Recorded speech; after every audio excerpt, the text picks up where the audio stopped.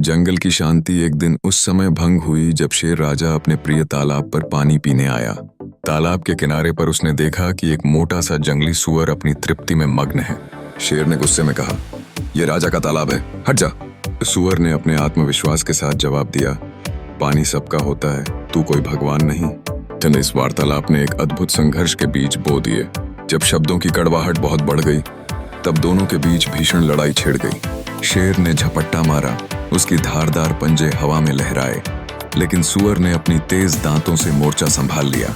जंगल के सभी जानवरों की आंखें इस अप्रत्याशित द्वंद्व पर टिकी हुई थीं। हिरन भौंचक्का होकर पीछे हट गए, हाथी ने चिंता से सिर झुकाया और बंदर अपनी टहनियों पर बैठकर इस अद्वितीय दृश्य का आनंद ले रहे थे। लड़ाई धीरे धीरे भयानक रूप धारण करने लगी।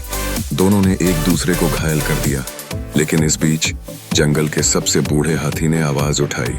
उसका गरजना जंगल की गहराइयों में गूंजा, अगर तुम दोनों मर गए तो बाकी जानवरों को कौन बचाएगा इंसानों से?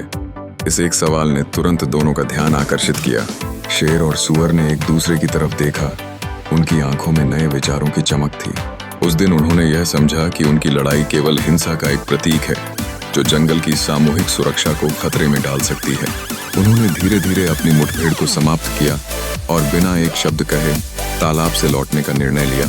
इस लड़ाई ने दोनों में कड़वाहट तो भरी, लेकिन यह नजदीकी वापस कभी नहीं हुई।